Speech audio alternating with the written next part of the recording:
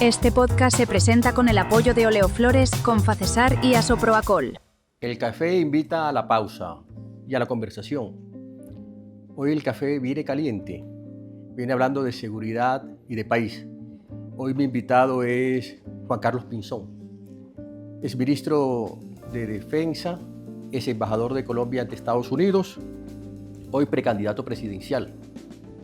Todavía no se sabe con cuál partido, porque varios quieren ficharte. Su mejor carta, esa que lo está conectando con la opinión y con el sentimiento ciudadano y electoral, es la seguridad y el orden. Hoy venimos a hablar de eso. Venimos a hablar de lo que está pasando en el territorio nacional. Y es Juan Carlos, uno de los que no lo quieren.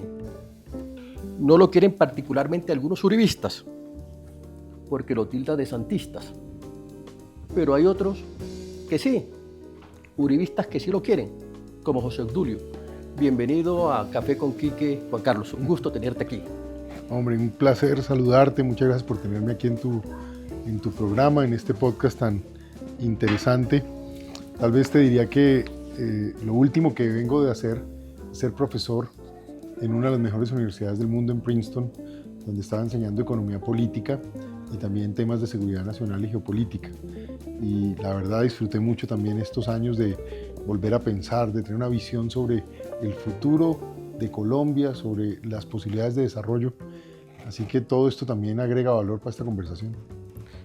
Así es.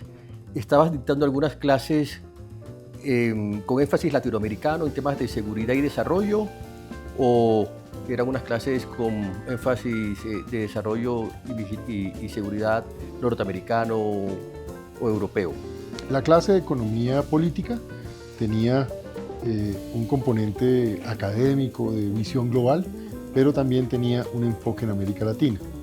Y la clase de seguridad nacional y geopolítica, sí, obviamente es una clase de carácter global que tenía, por supuesto, interés para cualquier estudiante, cualquier lugar del mundo, y era, pues, por supuesto, aprovechando nuestros años de experiencia también en estos temas. Hoy la coyuntura en el país está caliente. Hay visas revocadas, tenemos un presidente sin visa, parte del gobierno también, un país desertificado, unas relaciones tensas de manera bilateral. Tú fuiste embajador de Colombia ante Estados Unidos. Lo que pase en Venezuela va a ser la cereza del pastel. Y algo va a pasar, creería yo. La inseguridad está desbordada, la crisis de la salud también.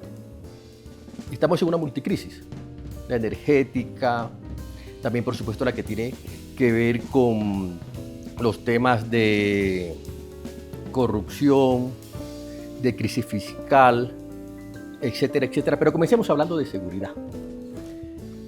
Estamos a 48 horas del 7 de agosto del 2026. Eres presidente de la República. Dame 3 estrategias inmediatas para bajar el homicidio, la extorsión y el secuestro en las ciudades intermedias, y una para volver a recuperar el control territorial. ¿Qué harías a las 48 horas? Yo recuerdo cuando en el primer periodo del presidente Uribe, el 8 de agosto, a las 7 de la mañana, viajó a mi tierra, a Valledupar, a preparar, porque en esa época estábamos las ciudades secuestradas, una caravana de Valledupar a Santa Marta, y que se comenzó y se efectuó, no recuerdo ahorita, a los 3 meses. ¿Qué harías tú a las 48 horas o al día siguiente de estar posicionado como presidente de la República sobre estos temas? Al día siguiente, cuenta con eso. Primero, yo tengo experiencia en esto. Yo no vengo a ver cómo es que se hace, o cómo es que lo harían otros, cómo lo hice, cómo alcancé los grandes resultados, los grandes golpes contra el terrorismo y la criminalidad. No olvides, es que en el tiempo en que fui ministro de Defensa son los años donde más neutralizados de nivel superior de jefes, las FARC, el ELN, las bandas criminales, tuvo el país. Por eso mismo te lo pregunto, porque y en esa línea también te diría que incluso también fueron los años donde logramos la producción más baja de coca y cocaína. Bajaron todas las cifras de violencia. ¿Por qué digo esto? Porque estas son cosas que son procesos. Esto no pasa simplemente porque yo llegué, todo se acabó y ya mejoró. No, aquí vamos a tener que hacer una gran planificación, una gran ejecución en todo el territorio y una presentación de resultados contundentes. Eso sí lo sé hacer. Lo sé hacer, lo sabemos hacer y lo vamos a trabajar para el bien del país. Ahora, cosas concretas. El 7 de agosto, en horas de la tarde, habremos presentado varias reformas constitucionales y varias reformas legales. Asimismo, habré firmado varios decretos que van a tener incidencia en particular en el tema de la seguridad. Déjame te menciono algunos. Serán llamados al servicio activo 30.000 hombres de la Reserva Activa, 20.000 militares y 10.000 policías. Y en un proceso de 60 días llegarán básicamente a conformar, primero en las ciudades, fortalecer la seguridad de las ciudades y se crearán 4 fuerzas de tarea conjunta en áreas críticas del país para recuperar los territorios. 2, antes de llegar, incluso mucho antes del 7 de agosto, habré hablado con las Cortes, con la Corte Constitucional, en lo que tiene que ver con asuntos como la aspersión, las consultas previas, las tutelas en la salud, para armonizar la relación con las Cortes y poder tener normas que se puedan hacer. El país tiene que volver a hacer aspersión de forma quirúrgica, de forma estratégica, incluso aérea en ciertas áreas, pero hay que tomar decisiones. En esa línea también te diría que estructuraremos la posibilidad de que se construyan 4 cárceles de alta seguridad en el país, 20.000 cupos en cada cárcel, 80.000 cupos.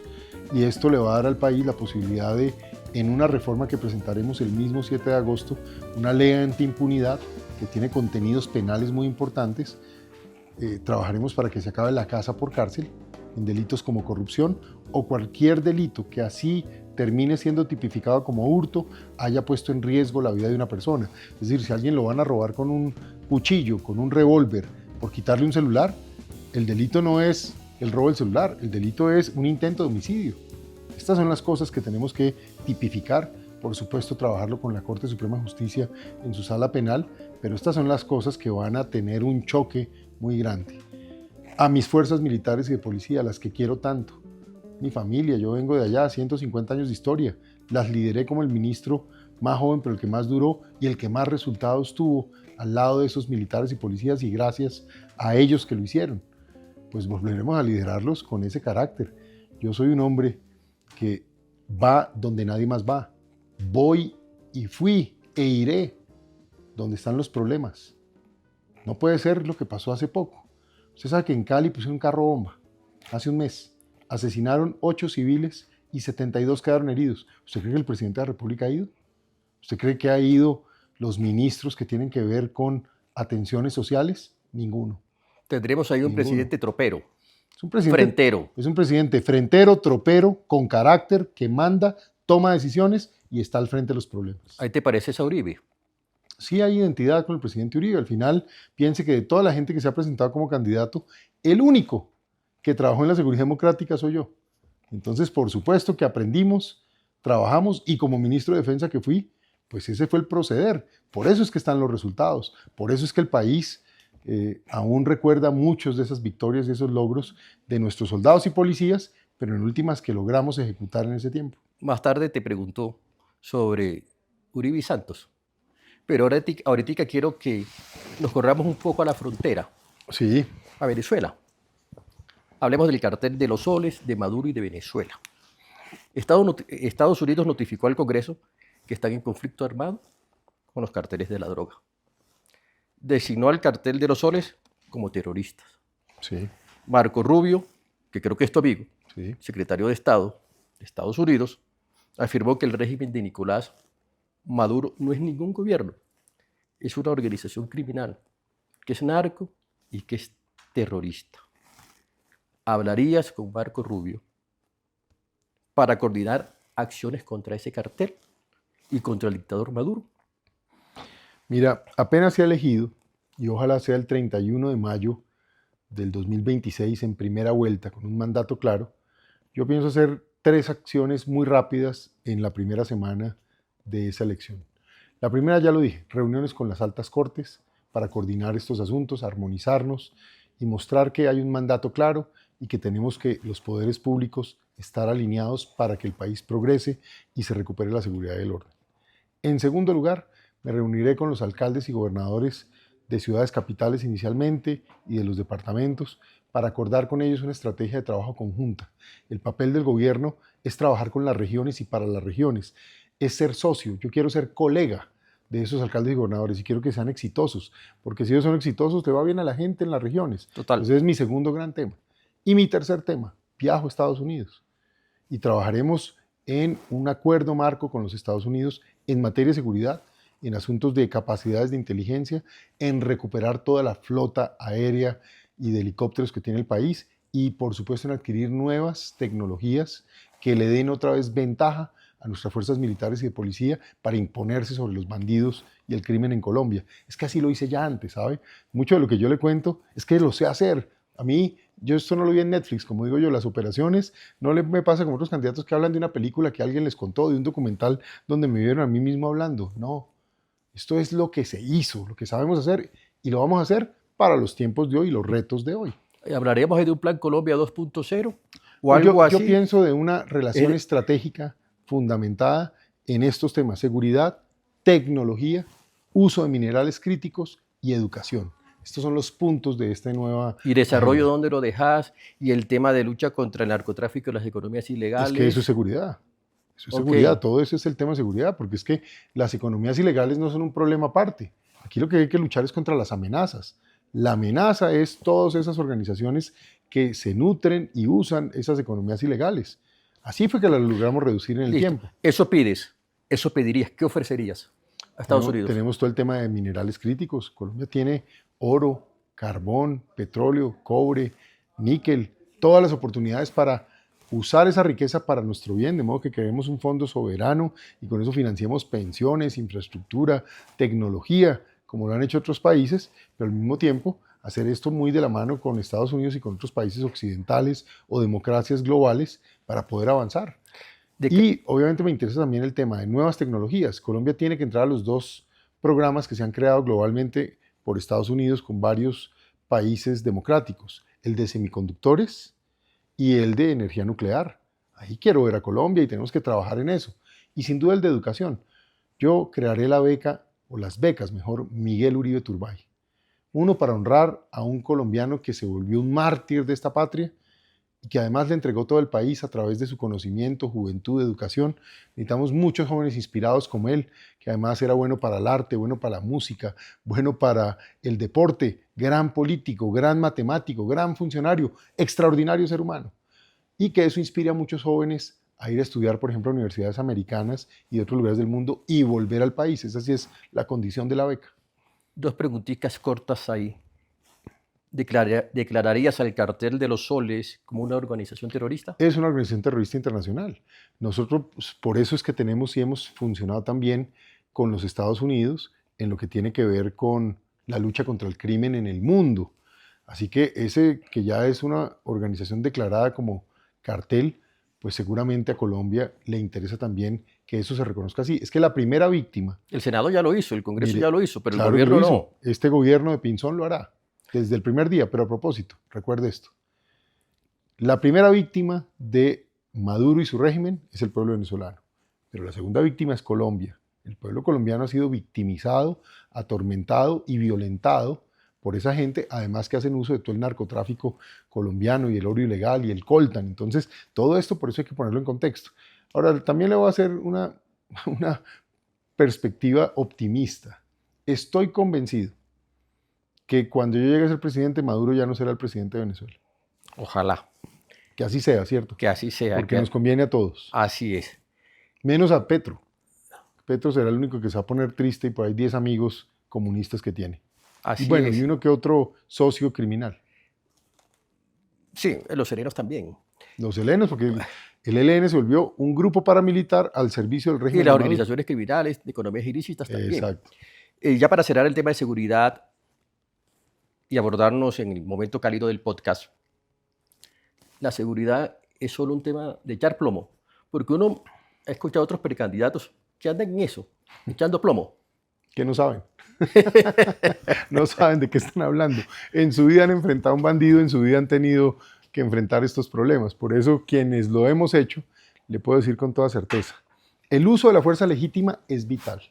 Aquí hay un puño de hierro y está probado.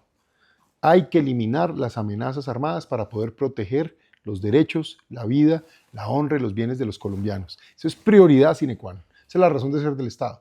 Pero la seguridad, que es la tranquilidad, la da un cambio de contexto. Y quienes más reclaman esto, y yo lo digo porque lo viví con nuestros militares y policías, son ellos. Ellos son los primeros que dicen, miren, nosotros hacemos el trabajo duro de ir a enfrentar una banda armada, pero necesitamos que se hagan las carreteras, que se hagan las vías terciarias, que se hagan las placahuellas, que se compren los cultivos buenos y no se compre la coca. La maldición de haber comprado la coca expandió más la coca. Hay que comprar la yuca, el ñame, el arroz, Sí. El cacao, pero ¿cómo vamos a comprar coca? Hay que darle a los campesinos buenos oportunidad y al mismo tiempo la tecnificación. El campo colombiano es la gran oportunidad de Colombia. Todos lo sabemos, pero no hemos desarrollado esto. Colombia tiene 42.000 millones de hectáreas cultivables. Solamente usamos entre cultivos y ganadería 15 millones. ¿Eso qué significa? Que hay 30 millones de hectáreas para poder cultivar cultivos extensivos. Palma, soya, sorgo, maíz. Ahí está la famosa altillanura, pero hay que cambiar estas cosas que restringen hoy eso. El famoso tema de las UAF, de las unidades que no permiten básicamente integrar producción agroindustrial, que es como el campesino deja de ser pobre, se crean grandes ingresos y Colombia puede tener un gran modelo de seguridad alimentaria, pero al mismo tiempo un gran modelo exportador a mercados como la India, como la China, como Indonesia. Es que hay que pensar en grande. Yo vengo a recorrer el mundo. Yo no voy a recorrer el mundo de presidente. Lo recorrí ahora para prepararme, para traerle al país estas ideas de lo que pasó en Singapur, en Corea del Sur, en Finlandia, en Noruega, en Dinamarca, en los países que están siendo exitosos. Conozco la China y por lo mismo sé que hay cosas que se pueden hacer allí. Así como veo la alianza estratégica en temas de seguridad nacional y temas geoestratégicos críticos con Estados Unidos, también veo una enorme oportunidad de la gran toma de Asia. Entonces yo siento ese entusiasmo de poder hacer eso para bien de nuestro país. Lo vamos a hacer. Juan Carlos, ahora vamos a hacer un tránsito suave a lo que yo llamo el momento cálido del podcast, que es que de cada personaje, detrás de cada personaje público, tú eres un personaje público. Hay historias, hay dudas, hay aprendizajes. Y es necesario conocer la condición humana para no equivocarnos tanto como una vez más, es verdad. como esta vez. Y queremos conocerte ahorita con dos preguntas breves desde ese lugar. Y ahí te quiero preguntar, ¿qué te encoge el corazón? A mí me duele el dolor humano.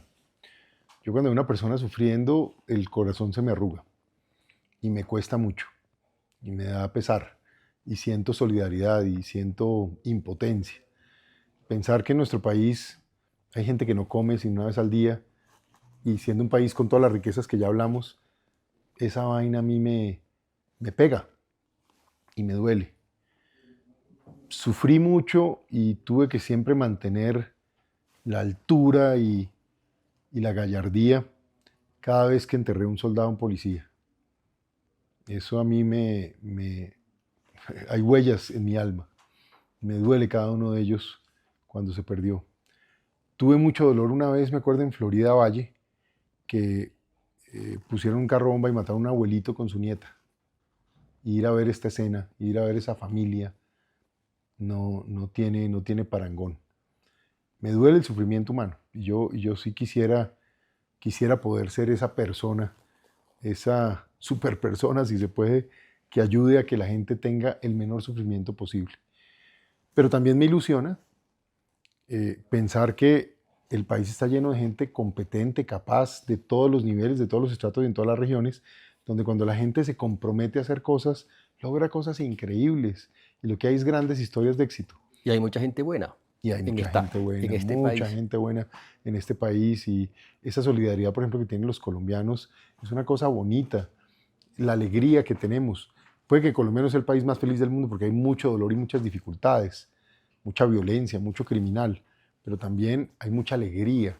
Y este país ha aprendido a llevar los momentos difíciles con esa alegría y hasta, como se dice, le mamamos gallo a los problemas. No hay nada más gracioso que ver el país en los enredos y ver esos memes que sacan. ¿Cómo te va con el perdón?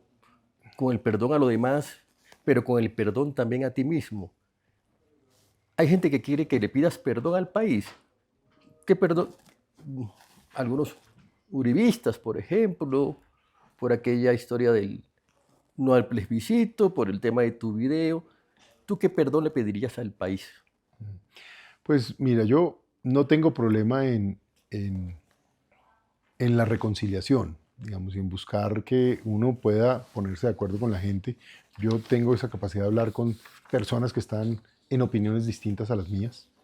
También reconozco que soy una persona de posiciones muy firmes y el que venga con faltas de respeto no espere nada distinto a gallardía, pero una firmeza de una persona que no se deja irrespetar, sobre todo si estoy en un cargo de autoridad. ¿Por qué? Porque es el servicio al país.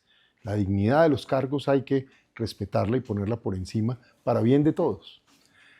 A lo que tú dices, yo hace unos días decía que yo sí, mirando todo ese episodio que pasó con el famoso video del sí, lo dije en una entrevista en RCN, en un programa de radio, lo decía yo, tal vez a Darcy Quinn, una periodista muy seria y muy caracterizada ella, Sí. de gran personalidad, que me preguntó por esto mismo que me estás preguntando. Y yo tal vez remitiría a la gente pues, para no extendernos a ese mismo mensaje. Yo decía, hombre, si yo pudiera devolver el tiempo, nunca habría hecho ese video del sí. Sin embargo, yo hice ese video del sí porque fui informado con información incorrecta.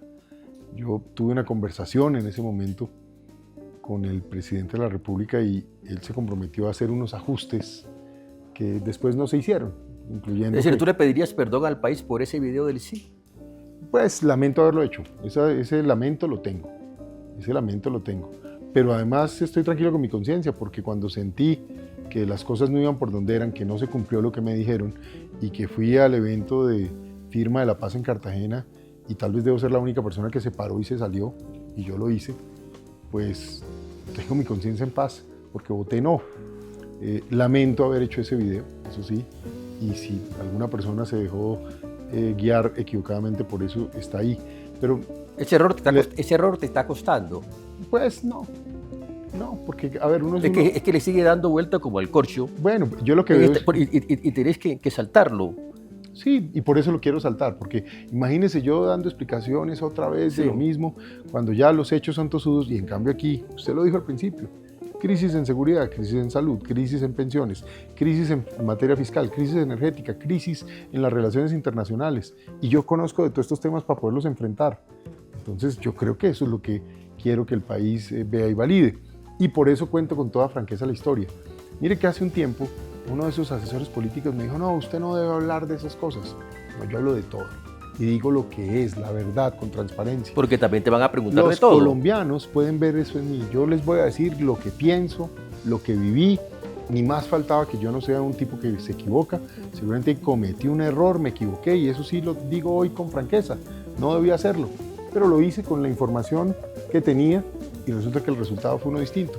Por eso también tomé mis propias decisiones. Pero Colombia no puede seguir viviendo en un problema de hace 10 años, de hace 20, de hace 30. Hoy hay unos problemas tan graves que el presidente de la República tiene que llegar aprendido. Lo dijo el otro día el presidente Uribe. Así es. No lo dijo claro, dijo, la gente que llegue, el que llegue tiene que estar aprendido. Y pues ahí Dios me dio a mí demasiadas cosas buenas, mucha experiencia en los temas difíciles, estudios que mucha gente no ha tenido, recorrer el mundo para tener una visión. Y hoy siento además esa capacidad de no solo estar aprendido el primer día, ejercer el cargo desde el primer minuto, no llegar a tomarme un curso de presidente. Creo que ya lo hice y por eso estoy acá, para ofrecerle a los colombianos un servicio y una posibilidad de enfrentar los problemas y de lanzar el país hacia un futuro positivo, porque este país hay que volverlo a inspirar. La gente que nos ve tiene que sentir que el país sí tiene la posibilidad de ser uno de los países importantes del mundo. ¿No vas a hacer una campaña de miedo y de polarización? No, es que yo no soy así. Yo soy un tipo de autoridad. Eso sí, el que ha trabajado conmigo sabe que esto es 2 más 2 da 4 siempre. O sea, tu campaña no se va a caracterizar No, yo no lo voy a por hacer. echar miedo No. ni por polarizar más. No, yo veo lo que está mal y lo digo. Y digo lo que pienso con franqueza, pero no estoy aquí para aterrorizar a nadie. Estoy aquí para resolver los problemas y lanzar a Colombia a un futuro positivo. Yo también creo que la Estoy gente aquí va, para unir. yo creo que la gente también está pendiente más de votar porque le resuelvan los problemas. Pero es que ahorita la gente y los candidatos, muchos, abordan el ejercicio de su campaña a través del antipetrismo y de Petro. Sí. Y Petro ya está hastiando, ya Sí. cansa. Pero sigue manejando la agenda, y en la medida en que los candidatos también se presten para ello, pues sigue manejando el discurso y la conversación pública. Entonces, yo escucho a varios candidatos presidenciales, lo primero que dicen es hablar contra Petro. No solamente los candidatos presidenciales, emisoras completas en horario AAA dedicadas tanto a Petro y no a los problemas. Yo creo que la gente va a votar más por los problemas que por Petro, porque Petro está siendo parte ya pronto del pasado. Pues el resumen yo lo veo de esta manera. Petro no trajo todos los problemas a Colombia. El problema es que los agravó todos y creó nuevos. Pero el día que se vaya no se los va a llevar.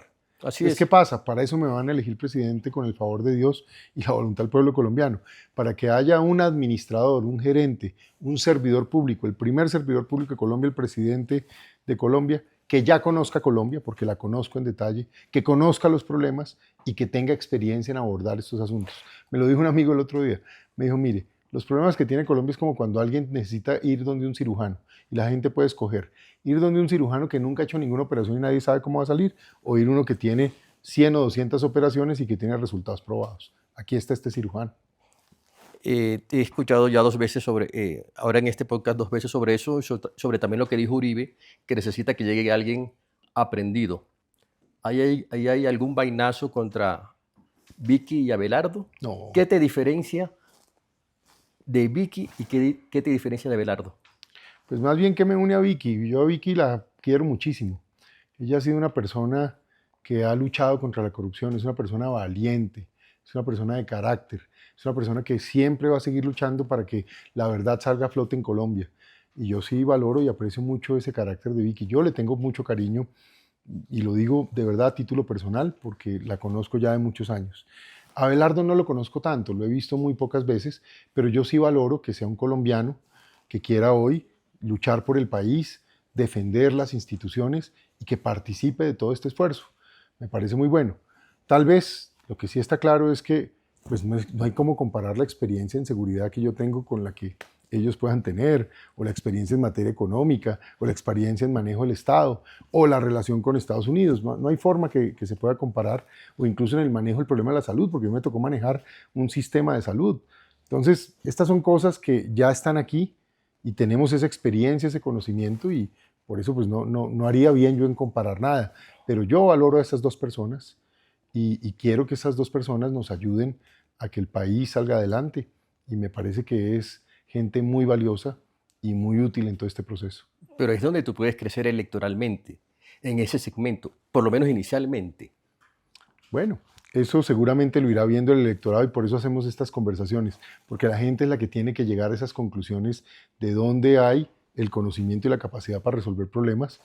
Yo también lo digo, las redes sociales modernas son algo que es fascinante porque le permiten a la gente estar comunicada y es esa posibilidad democrática de tener acceso a todas partes, pero al mismo tiempo también lo digo, los problemas no se resuelven en las redes sociales, los problemas se resuelven como los hacemos en el proceso de políticas públicas, que es lo que yo vengo de enseñar. Usted tiene que hacer planificación y comprensión de un problema, planificar la solución, luego tiene que hacer todo un ejercicio de ejecución, de recursos, personal, despliegue, aplicación de las ideas, aplicación de las políticas, y luego tiene que enfocarse en resultados. Yo soy una persona que he venido siempre a ser un tecnócrata y que en el país lo que la gente sí puede verificar es que siempre fui reconocido por obtener resultados más allá de lo esperado o resultados excepcionales. Hay una cosa que, por ejemplo, la gente no sabe. Cuando fui embajador la primera vez en Estados Unidos, porque fui 2 veces, nuestra embajada, mi equipo de trabajo y yo nos ganamos el premio a la mejor embajada en Washington, por encima de todas las embajadas del mundo. Qué bien. Y eso es lo que ha sido la historia de mi vida. Cuando fui ministro de Defensa, pues el ministerio con más golpes en la historia, con más fortalecimiento, con el pie de fuerza y equipos más grandes de la historia, pero entonces nos aceptaron en el proceso de acceso a convertirnos en socios globales de la OTAN, la mayor organización en seguridad en el mundo. Yo quiero un poco que la gente sepa eso, que siempre pensamos en grande, que siempre alcanzamos resultados más allá de los esperados y que esta vez, si Dios me tiene para ser presidente y el pueblo así lo decide, pues voy a ser capaz de confrontar los problemas que hay, que son muy difíciles, muy complejos. Sí. Yo no voy a hacer milagros, yo no prometo nada distinto a trabajar y a traer todo el bagaje de mi experiencia y de los mejores expertos de Colombia y el mundo para sacar el país adelante. Pero además tengo claridad de cuáles han sido las políticas que han convertido a países que eran pobres en países ricos. Y por eso visité todos esos países y los he estado estudiando. Y por eso traigo hoy todo ese bagaje para darle al país ideas concretas, políticas públicas que en 4 años no van a convertir el país en una panacea, pero van a darle tranquilidad y seguridad a los colombianos, orden y seguridad, y van a lanzar el país a un crecimiento económico porque vamos a traer mucha inversión, porque empezaremos ya con una reforma a la educación impactante, con un ajuste al modelo de salud que básicamente recupere la atención, que evite todas estas muertes que están ocurriendo por falta de atención y medicamentos y que realmente le den al país un destino que nos vuelva a ilusionar, que nos entusiasme. Hace un tiempo estuve en Nueva York en un concierto de Maluma. Voy a mencionar el nombre de Maluma, pero puede ser el de J Balvin, o el de Karol G, o el del mismo Carlos Vives, o el de Luchito Díaz en el fútbol, o el de James Rodríguez, que admiro muchísimo.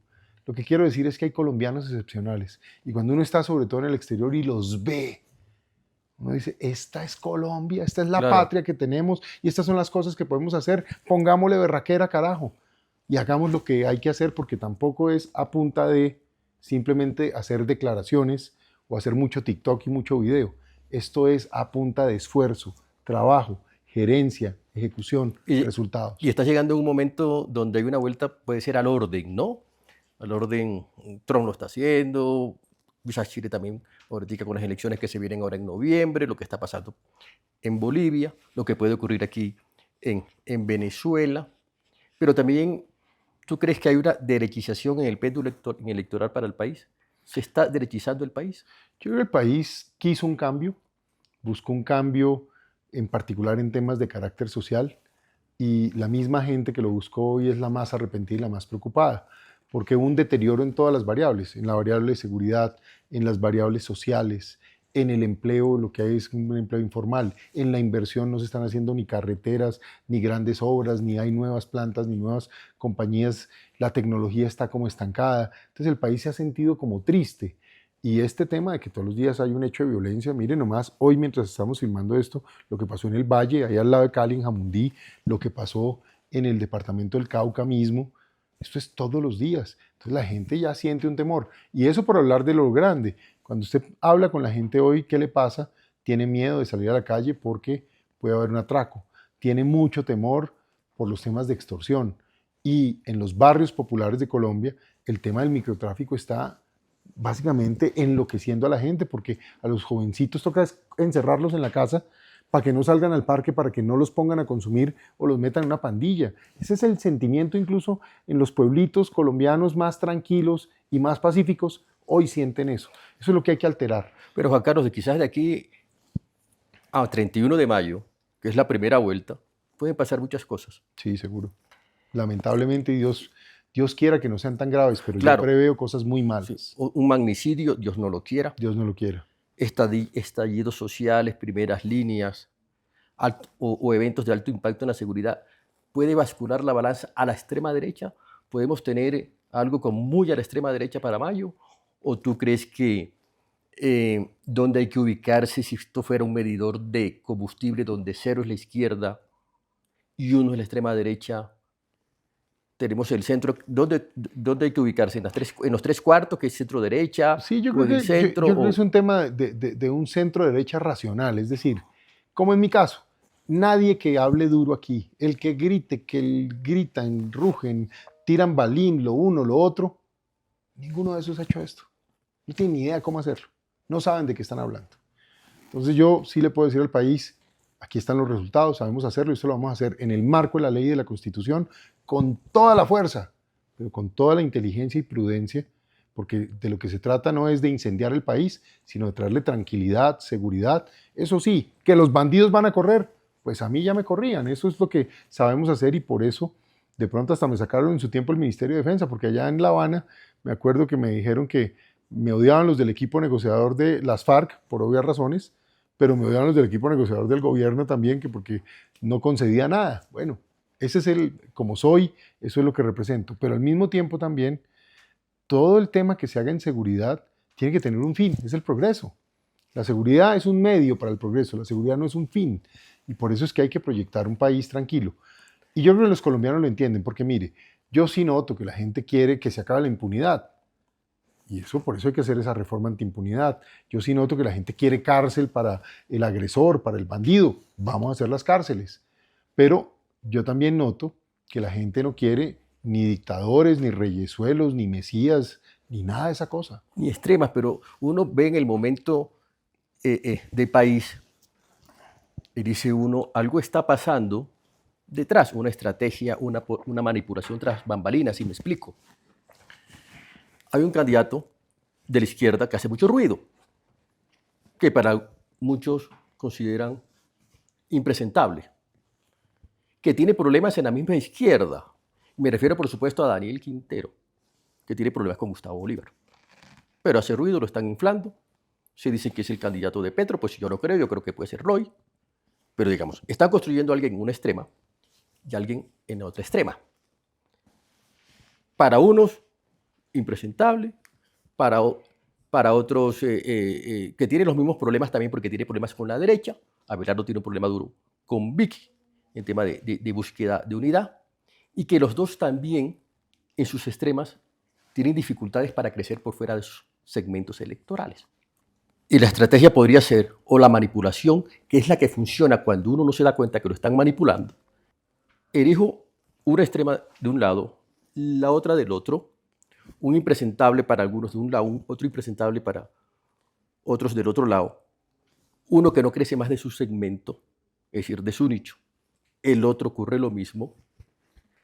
La gente se cansa de las extremas y le preparan el camino y la avenida para alguien del centro, que puede ser Roy. No puede haber esa estrategia que está detrás. Bueno, yo a Roy no lo veo de centro.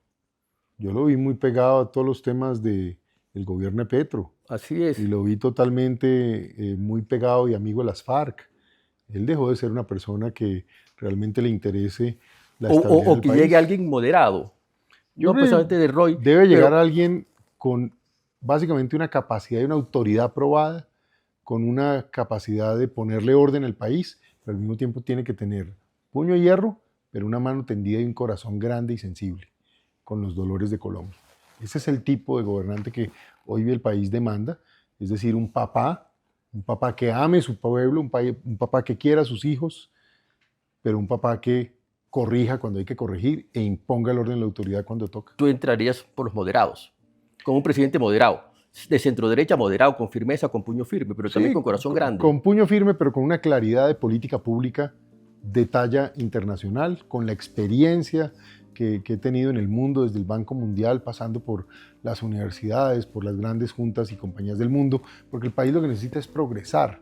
Y ahí es donde yo creo que la gente al final sabe que esta vez no se puede volver a escoger un candidato, lo que llaman un buen candidato, uno que cante, que baile y que sea divertido. Necesita el país un buen presidente, un presidente que sepa el oficio de gobernar y que además represente al país con dignidad. Pero mira, Juan Carlos, yo creo que por esta vez no va a haber tanto una elección de candidatos de nombre propio, sino va a haber será una elección en el 2026 de bloques políticos que se van a conformar por acuerdos o por coaliciones. Entonces tenemos el bloque de la izquierda, ya hay unas consultas el 26 de octubre, el Frente Amplio, una consulta interpartidista del Frente Amplio para el 8 de marzo con las elecciones del Congreso. Digamos que por esta vez no va a haber tanto una elección de una persona, de un candidato, sino de un bloque. Bloque de la izquierda, bloque de la derecha, bloque del centro, bloque del centro-derecha. ¿Tú participarías? Creo que te escuché ya en una consulta interpartidista el 8 de marzo, o en unos acuerdos que se den. ¿Con quién estarías tú en ese bloque? El país necesita una gran coalición democrática de centro-derecha. Y eso significa que hay que sumar en esa coalición a todos los colombianos que están aspirando, que creen en la democracia, creen en la libertad, creen en la defensa de las instituciones y las Fuerzas Armadas y se oponen radicalmente al narcocomunismo que nos quieren montar, a la destrucción básicamente de las instituciones en Colombia. quienes cumplan con esos parámetros seguramente pueden estar trabajando, obviamente compitiendo, para que de allí salga quien será el próximo presidente de Colombia, seguramente en esa primera vuelta en el mes de mayo. Pero yo sí creo que nadie va a llegar solo acá, que esto no es un tema ya de individualidades, sino que es un tema de entender que lo que vamos a hacer esta vez es salvar nuestro país, salvar nuestra democracia, y por eso yo estoy aquí, para eso. Escoger un nombre, ese nombre representa un bloque. Tú estarías entonces en una consulta con Abelardo, con Vicky, con Sergio Fajardo. Con todos los que crean en esos parámetros que acabo de indicar. Y que no estén con el petrismo o que no estuvieron con el petrismo. Bueno, yo creo que no deberían estar aquí nadie que estuvo con el petrismo, pero también le digo lo siguiente.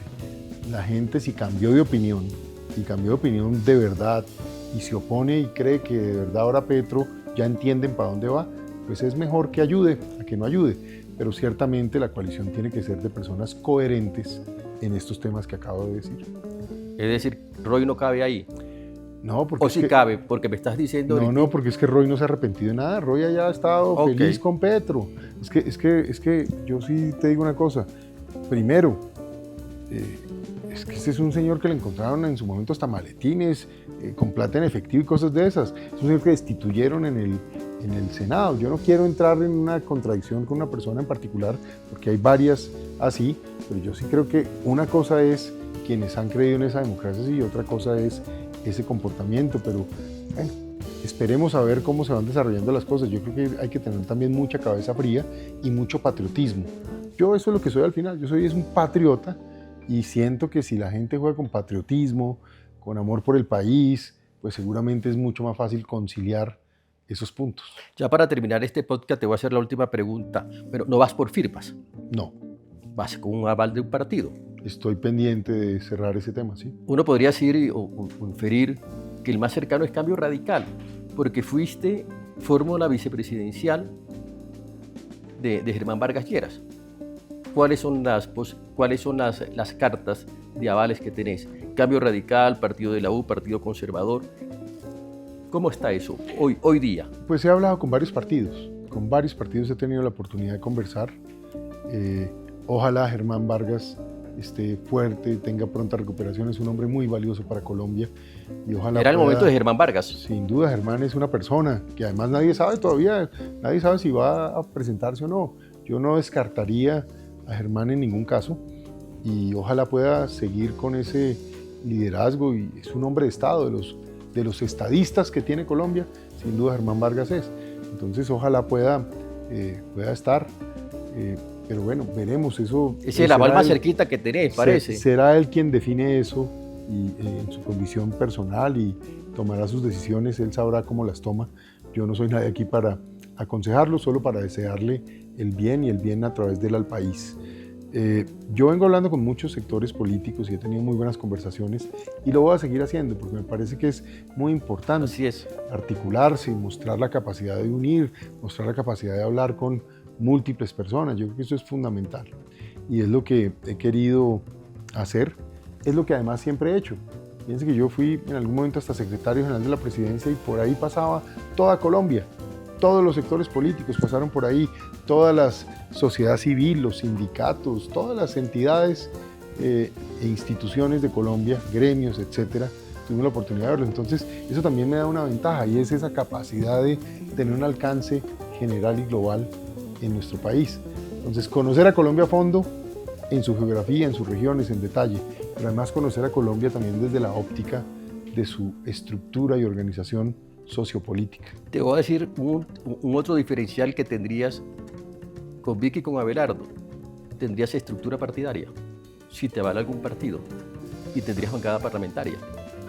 Si ese partido va a jugar, por supuesto, como debe ser el 8 de marzo.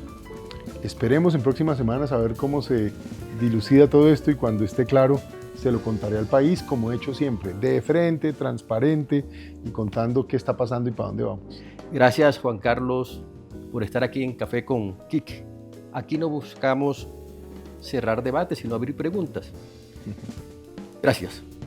Pues muchas gracias, te agradezco y espero que volvamos a tener esto porque va a haber tiempo y seguramente en el transcurso de esta campaña y seguramente en el ejercicio del gobierno de la República Colombia, de nuestra patria, que merece todo lo bueno y que tenemos que sacarla adelante. No un Mesías, no será el presidente, es entre todos.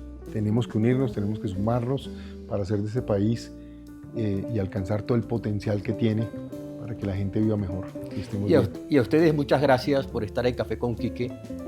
Los invito, si les gustó, a compartir este episodio, a suscribirse a Café con Quique en YouTube, Spotify y también en Instagram. Hasta el próximo café. En el corazón de cada hogar, en cada rincón donde el compartir y la alegría se encuentran, hay un ingrediente que brilla con luz propia. Se llama Oleoflores.